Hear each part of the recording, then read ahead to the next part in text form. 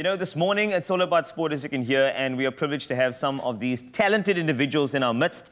And I'm not sure if you can remember back in, I think it was August 2019. I mean, that was the time where the South Africa's national men's and women's hockey teams qualified for the Tokyo Olympics after winning the African Road to Tokyo tournaments. It was a memorable day for the men's team. They edged Egypt out 3-2 to qualify. Incredible match. I remember, I'm actually getting emotional about it. I'm going to calm down.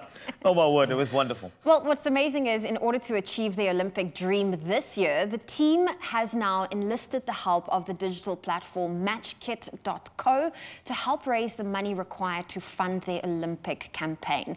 Now, this morning, South African national hockey players Keenan Horne, Andrew Hobson and Matthew de Sousa, they are here with us in studio to chat about making their Olympic dreams a reality. Good morning, gents. Morning, guys.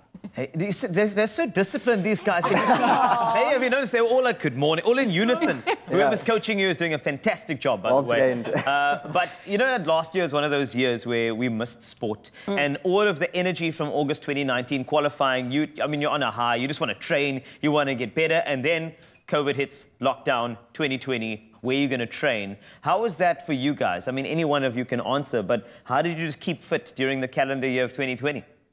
Yeah, all good. Like, we obviously had our last test matches in March last year, or 2020 against Germany. So it's quite tough because, you know, you're building up towards the games. But we had an incredible conditioning coach who actually gave us a home workout.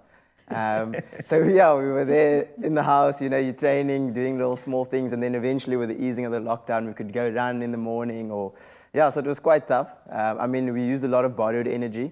So going on Zoom platforms, training together, a couple of guys, doing Pilates, just changing it up, keeping it exciting. Because I'm quite intrigued to know, like, what kind of workouts did you have to do in the confined space of your home? Like, oh, you don't want to know what positions we got into with the Pilates. I would like to, yeah, because how do you drag flick in your backyard? I mean, that's quite difficult, isn't it? Yeah. Hobson, do you want to tell them how you I wouldn't say I'm the best drag flicker, but no, you just got to find anything you can do, any space, if it's a yardstick, if it's shuttles, if you have a nice garden, or even if the street outside your house, and anything that adds value in the long term will be beneficial. So. That's awesome. Exciting. Well, I know that there's so much power to a platform like TV, and I know you guys are in desperate need of funding to make your Olympic dreams a reality. In terms of a realistic perspective, how much money is needed for you guys to get to the Olympics in Tokyo? And also, you know, you guys did get the help of matchkit.co, which is a crowdfunding platform. Just give our viewers an understanding of how much money is needed so that we can all get behind you guys. Yeah, so I think it's around 3.5 to 5 million rand. So over the next 18 months, we have a process that we are currently building on. So the first step in the process is obviously the tournaments leading up to the Olympics as well as the Olympic Games. It's also not just about the Olympics as the end goal. It's about the World Cup after that as well as the Olympics after that. So we're just trying to build the team up as almost like a full process. So we get games together and so that we compete against the top 8 teams. Yeah. When I think about that figure, it's very, very high, definitely. Yeah. However, I think it's attainable because you're a South African team. And no matter what we have to do, we want to get behind you and support you. So if there is somebody who just feels strongly, perhaps there was a top businessman who used to play hockey, you know how you feel right now, that feeling, where you used to have calves like these. I want you to look deep inside yourself and try and support these guys. Here's how. How do we support you? Yeah, I mean, you can log into any one of the MatchKit accounts that we have. We all have a MatchKit account with our different sort of username. So if you search our names or our Instagram bios, we have the link towards our crowdfunding page. And then through there, it's just PayPal. You can pay directly in there. All the money goes into a single pot, regardless of whose account you sort of go onto on MatchKit. So you can just search one of the players with MatchKit. And have people been supporting you? Like, has money been flowing in? Yeah, I wouldn't say, well, we don't really say flowing in, but it's coming in steadily. So that's a good sign. I mean, MatchKit have been incredible helping us. I mean, it's a huge global profile that they have going there, and they're just connecting us with a lot of corporates and those sort of guys who are willing to support. Yeah. Now, Matthew, I know you mentioned that it's more than just the Olympics. It's the matches leading up to the overseas tournaments, leading up to the Olympics and the World Cup after that. How has, you know, having this financial burden over your head impacted your mental preparation for actually doing the sport that you're good at?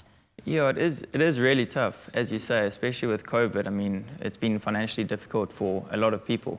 So getting the funding and having that in the back of your mind when you're preparing, it's like, are we going to go? Are we going to go play this tournament? So you're mentally preparing with your home gym sessions, your home training sessions, but then it's always in the back of your mind doubting yourself. Is it going to happen? Are we going to have the funds to get there? So it is really tough. So I think this match kit funding has really helped us, and it's just given us a sense of confidence. Yeah. This is the power of positive thinking, gentlemen. I mean, you sportsmen, you know how incredible it is to be positive. I mean, if you feel like you are, you know, no matter how many goals down in a match, you still know that you can try and get it over the line. But on a very personal note, I think it's important for you to share, and maybe Andrew, the drag flicker extraordinaire that you are, you can tell me a bit more about what does going to the Olympics mean to you? I think firstly, being able to represent your country is the highest honor as a sportsman can achieve. And then to top that would be going to the Olympics, representing your country at the Olympics. And I mean, you see the stories of the guys who have been, you see in the newspaper, the inspirational stories, the tattoos of when the guys come back or the girls come back. You know, you got the rings, but I think just the experience in general, it looks incredible from the opening ceremony, the closing ceremony, all the different sports there. And it's, again, it's not just hockey or it's not just rugby or football. It's almost every sport you can think of, and being able to connect with these top athletes at the top of their game, it's an athlete's dream. Yeah.